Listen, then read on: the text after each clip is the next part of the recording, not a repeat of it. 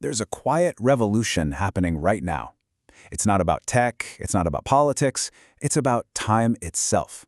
There's this massive, absolutely undeniable global shift that's creating one of the most overlooked investment opportunities of our entire generation. And we're going to unpack all of it right here. I mean, just stop and think about that for a second. The whole idea of working until you're 65 and then, poof, you're done. That was built for a completely different time, for a totally different human lifespan.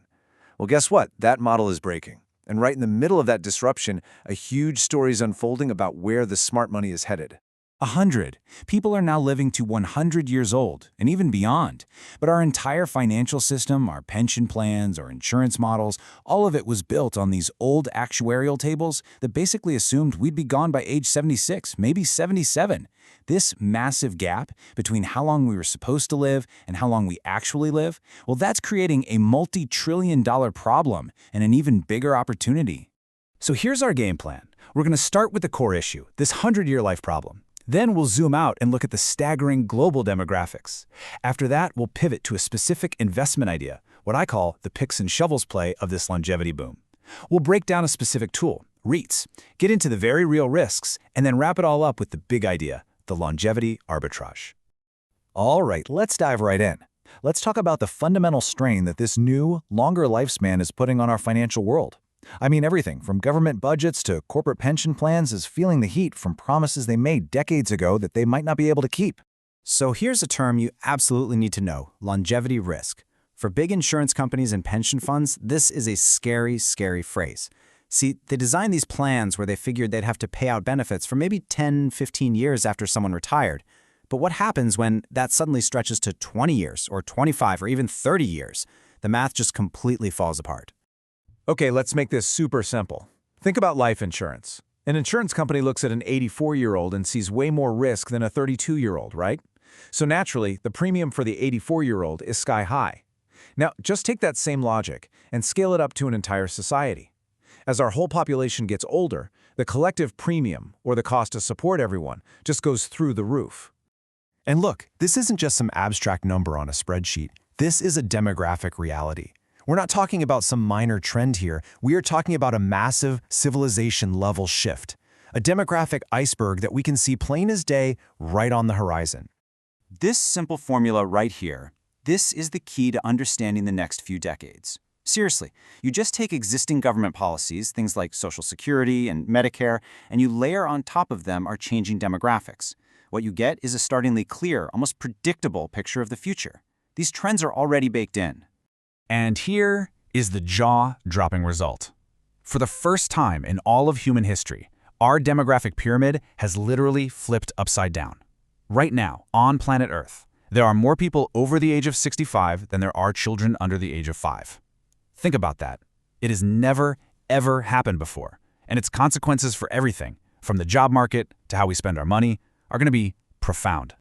Now let's zoom in on the US. The biggest chunk of the baby boomer generation is hitting retirement age as we speak. And here's the truly shocking part. Study after study shows that more than half of them just aren't financially ready. We're talking total assets under $250,000. This means a huge number of people are going to depend almost entirely on government programs, putting a kind of strain on those systems that we have never seen before. And if you want a sneak peek at what this future looks like, all you have to do is look at Japan. They're about 20 years ahead of us on this demographic curve. Remember their massive market boom in the 80s? Well, right after that, their labor force started shrinking because of aging, and the result was their famous lost decade of economic stagnation.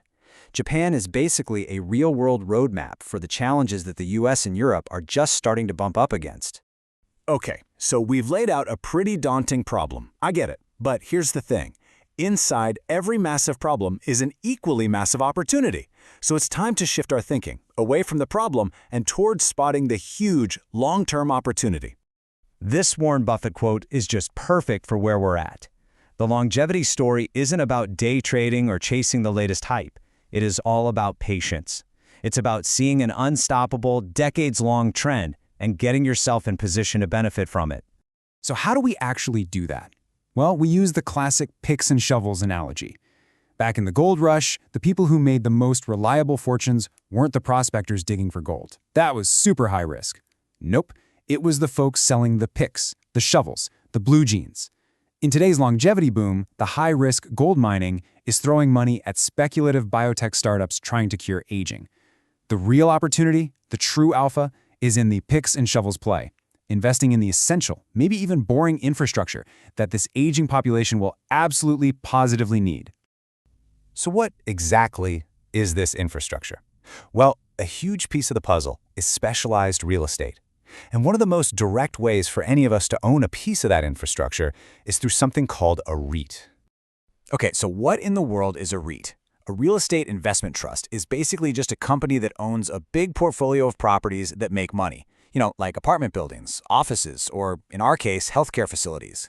The cool part is you can buy and sell shares of a REIT on the stock market, just like you would with Apple or Google. So you get a piece of all that rental income and property appreciation without having to actually buy a building yourself.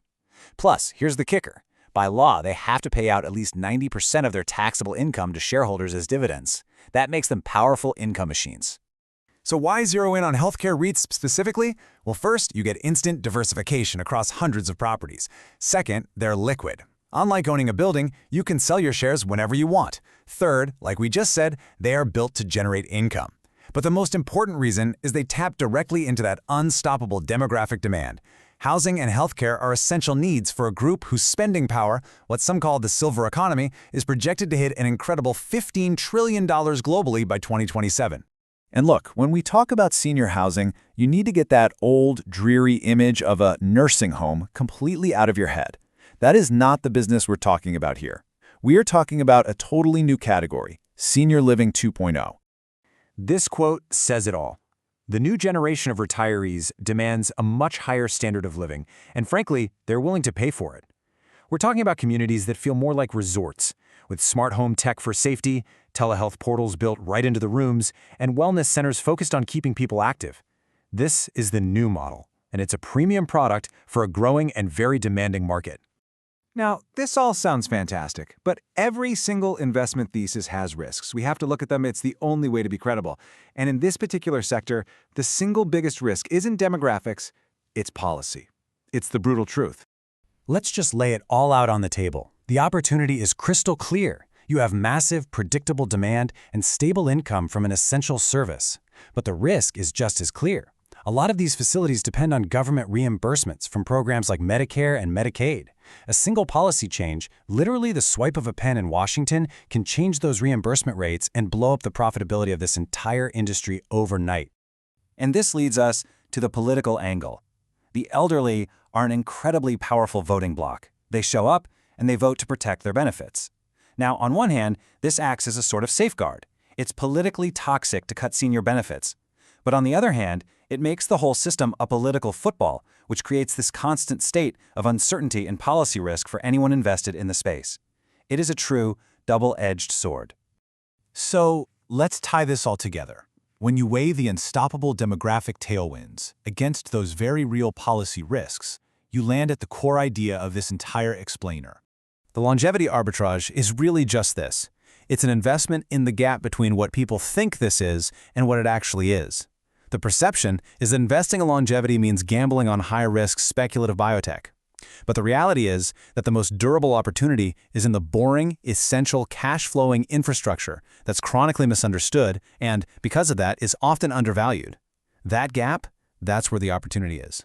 So here's the bottom line. This demographic wave is not a guess, it's a certainty. Millions upon millions of people are going to need specialized housing and care.